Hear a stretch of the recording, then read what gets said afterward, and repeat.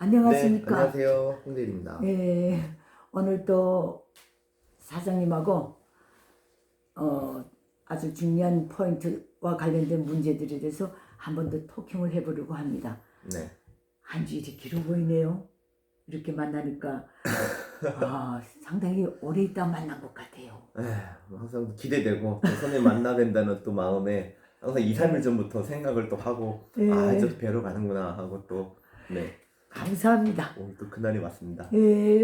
오늘 또 한번 좀 공격을 해보십시오. 공격이라고 여쭤보는 거니까 저는 공격이라고 생각하지 않고요. 어쨌든 창과 방패가 우리는 해야 돼요. 창과 방패가 돼가지고 그 과정에서 나오는 모든 발언들에 대해서는 보시는 분들이 판단하면 돼요. 이런 문제도 있겠구나 판단하면 되는 거예요. 알겠습니다. 오늘 제가 또 이제 우리 선생님께 또 궁금한 점이 또 하나 있죠. 또 여전히 또 우리 또 북한 또 여기자 출신이신 우리 선생님을 통해서 또 들어보는 내용도 정말 듣고 싶어서 또 한번 여쭤볼 다른 만한 각도에서 볼 질문이 수도 있으니까. 그렇죠. 오늘은요. 항상 말도 많고 탈도 많고 지금까지도 계속 언론에 나와 있는 것들인데 종전. 첫 마디부터 종전 뭔가 무게감이 오는데. 그렇죠. 종전. 종전하면 일단은 종전 선언. 1953년도 북한 또는 미국, 북한, 중국, 유엔 이렇게 해가지고 세계에서 전쟁을 이제 끝내는 멈추는 그런 정전. 휴전. 그렇죠. 그러면서 여태까지 휴전이 이렇게 왔는데 지금 벌써 미국하고 북한 또는 이렇게 이제 합의문에서 또 이렇게 뭐 회의하는 과정에서 종전 얘기를 지금도 많이 나오잖아요. 그 종전 선언에 대해서 한번 여쭤보고 싶은 게 있어서 그래서 그렇습니다. 지금 선생님께서 종전 선언에 대해서 지금 핵이 지금 핵 문제가 지금 문제가 있는 상황이잖아요. 핵을 폐기하는 어떤 CVID라든지 그렇게 이제 미국에서 요구하는 부분 또는 뭐 북한에서는 점차적으로 줄이면서 하는 제재 부분을 푸는 부분 이제 그런 와중에 종전 얘기가 나오는데 그 종전에 대해서 형 어떻게 생각하시는지. 이게 종전이라는 게 1953년 7월 27일인가 그때 선언한 건데, 즉 3년간 전쟁에서 이제 잠시 쉬자하고 맺은 게 휴전협정이거든요. 근데 지금 현재 우리는 항상 휴전 상태에 있는 이 한반도에서 살고 있잖아요. 지금도 전쟁 중인데, 전쟁 중인데 잠깐 쉬는 거예요. 쉬고 있는 거죠. 쉬는 게 길이 오래 걸려서 그렇지. 종전협정은 이 전쟁을 종식시킨다는 소리 아닙니까? 그렇죠. 6.25 전쟁의 휴전협정도 다 없애고 아예 이제는 싸움을 하지 말자, 전쟁을 하지 말자. 그게 전쟁을 종식시킨다는 그 뜻이 아닙니까? 여기서 종전 선언까지지. 평화협정처럼 종전협정이라는 건 있을 수는 없죠. 정치적인 부분밖에 해석이 안 되니까. 하지만 그래도 종전 선언이라는 걸 북한이 자꾸 제시하고 있는 이유가 대체 뭘까요? 종전 선언은요, 전쟁하다가 휴전 상태에 있는 그 대상들이 종전 선언을 다시 한다는 것은 남과 북 한반도에서 적어도 전쟁 위협이 없어졌다고 판단될 때 하는 거예요. 전해열 멸공통일이니 반공통일이니 멸공, 순공 뭐 이런 거 있잖아요. 이런 그것도 이제 위험성이 없어질 때, 말하자면 체제상 두 체제가 서로 전쟁의 위협이 완전히 없어졌을 때 하는 게 종전선언이에요. 이제 우리는 전쟁 휴전에서 종전으로 이행한다 이렇게 됐는데, 지금 우리 한반도를 놓고 볼 때 전쟁의 위협이 없어졌다고 말할 수 없잖아요. 없죠. 지금도 한참 도발을 하고 있고, 더 위험성이 핵 같은 부분도 계속 내려놓지 못하고 북한이 계속 개발하고 그 위험성이 더 커졌거든요. 그때는 그 상용 무기로 다 싸운 거예요. 기껏해야 비행기, 탱크, 뭐 방사포, 카투사포 같은 이런 걸로 쐈지만 이제는 미사일, 탄도미사일, 또 한반도 경계를 벗어나서 자기네 전쟁에 유익하게 하기 위해서 외부를 차단하기 위해서 미국 군대 들어오고 유엔군이 들어오는 이 모든 통로를 차단하기 위해서 중장거리 미사일까지 나가고 이제는 핵이라는 옥둥이까지 오고 있어요. 이런 상황에서 종전선언을 한다는 것은 정말 불가능한 일이죠. 네. 그러면은 맞아요. 그 선생님 말씀대로 네. 지금같이 위협천만에 아직도 네. 해결하지 네. 못하는 건 난제한데 네. 산재가 많은데 여기서 북한이 원하는 종전선언을 한다는 거는 도저히 있을 수 없다. 이제 이런 말씀을 하신 거잖아요. 북한이 종전선언을 하자고 제기해도 네. 계속 문을 그 두드리잖아요. 속내는 뭘까요? 북한이 속내는 자꾸 뭔가? 종전선언을 하자는 이유가 문재인 정부에 대해서 요구하는 네. 부분도 그렇고 종전선언을 자꾸 하자고 네. 제스처를 하는 이유는 딴 거 없어요. 휴전 협정에 참여했던 네. 그 주 당사자인 미군을 향해서 하는 거예요. 미국 클라프와 그때 휴전 협정 그 사인에 누가 했습니까? 미국 측에서는 클라프 장군이 하고 북한 측에서는 남일이가 했어요. 중국은 어떻게 했는지 모르겠는데 네. 그러니까 종전 일단은 한반도 내에서 즉 한국 내에서 미국 군대를 철수시키기 위한 발판을 까는 거예요. 그렇다면은 그게 주한 미군이 될 수도 있고 네. 유엔 사령부일 수도 있고 그렇죠. 그렇죠.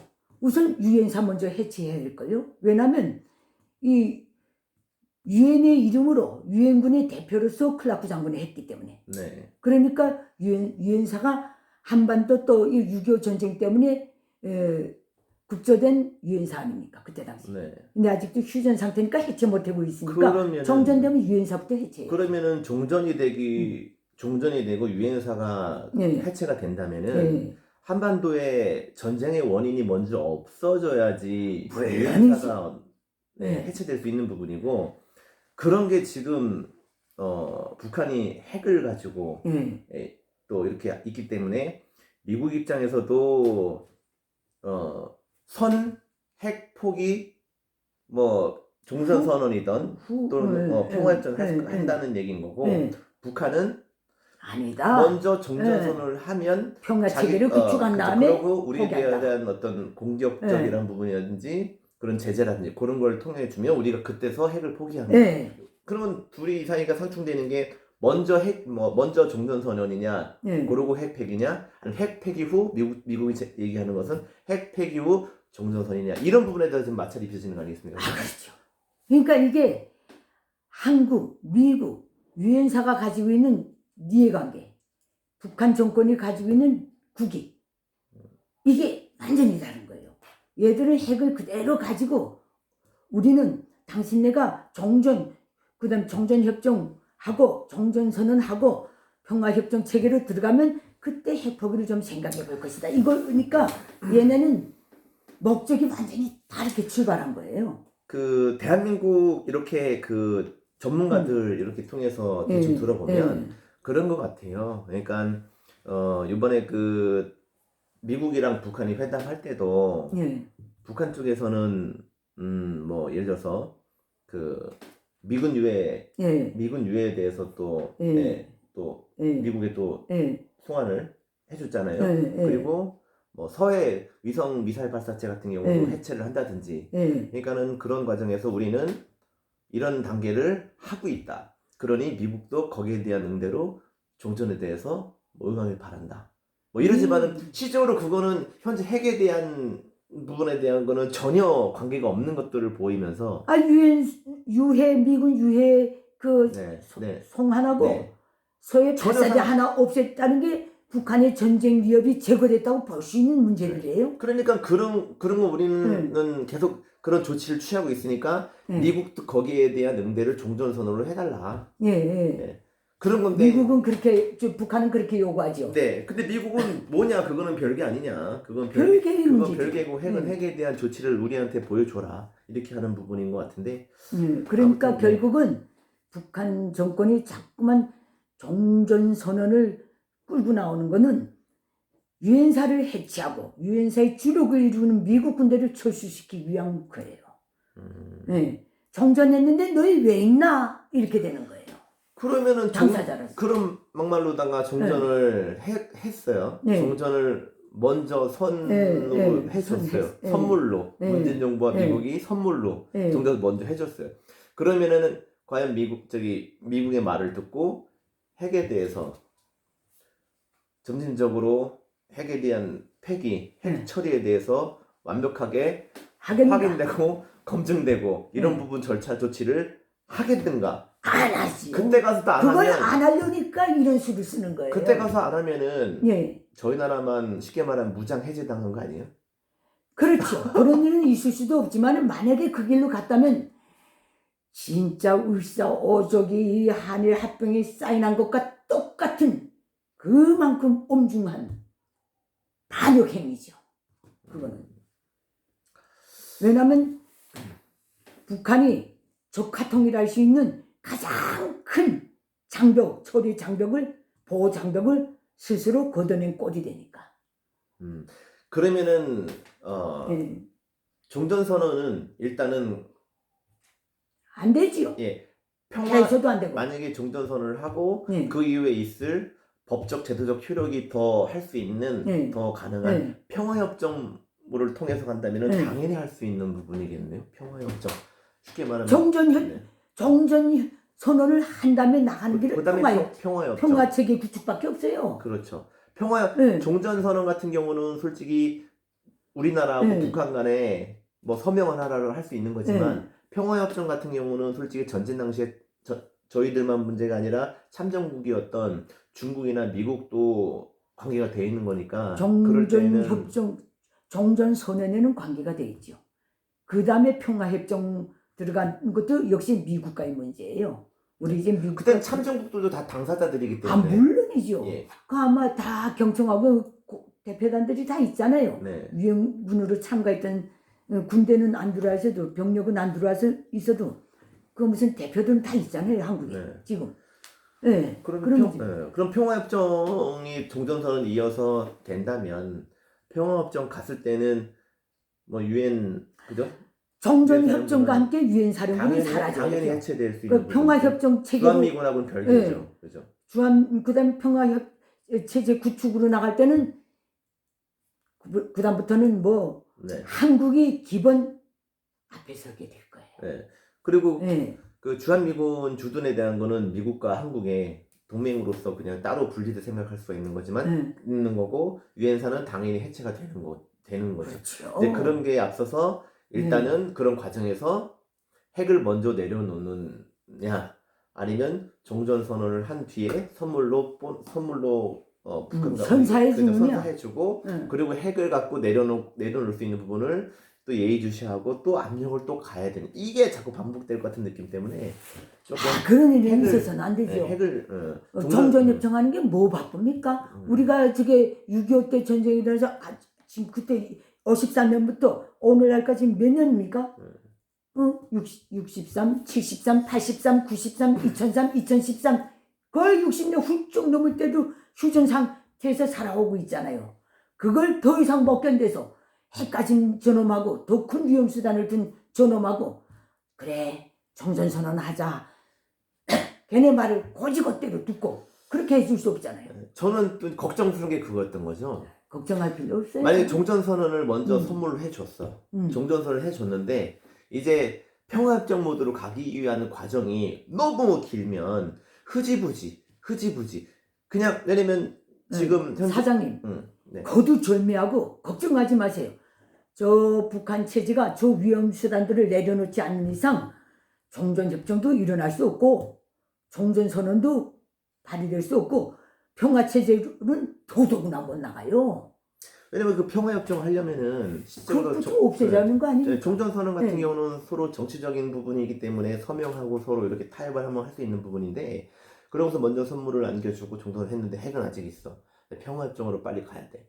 평화협정 가려면은 서로 이 주적 관계에서 그죠 주적 완전히 북한하고 평화체계를 구축해 놓으면 주적 개념이 달라져. 주적 관계지만 종전선언을 하게 되면은 중립적인 관계가 될 수 있는 거죠. 평화협정이 들어가면 이때 완전히 그때 친구가 된다고 보지만 근데 실제로 평화협정 들어갈 때는 쉬운 문제가 아닌 것 같은 게 솔직히 북한과 이 저희가 국지적인 거 또는 특히 NL 같은 경우는 한국과 북한의 영토적인 부분을 해결해야 될 텐데 그것까지 이뤄내는 과정이 남아있는데 그게 평화협정을 가는 과정에서 굉장히 먼 길 같거든요. 그런 과정 종전을 해놓고 평화까지 가는 기간이 너무 멀다 보면 이도 저도 아닌 꼴이 되니까 종전선언은 그냥 그렇게 해놓고 그렇게 해놓고 유엔사는 안 빠지고 또는 걱정이 주한 많으십니다, 일본에 대해서는 사장님. 네. 이 길로는 결코 기필코 안 갑니다. 종전선언은 그죠? 네. 네. 왜냐하면 정치란 이런 모든 움직임은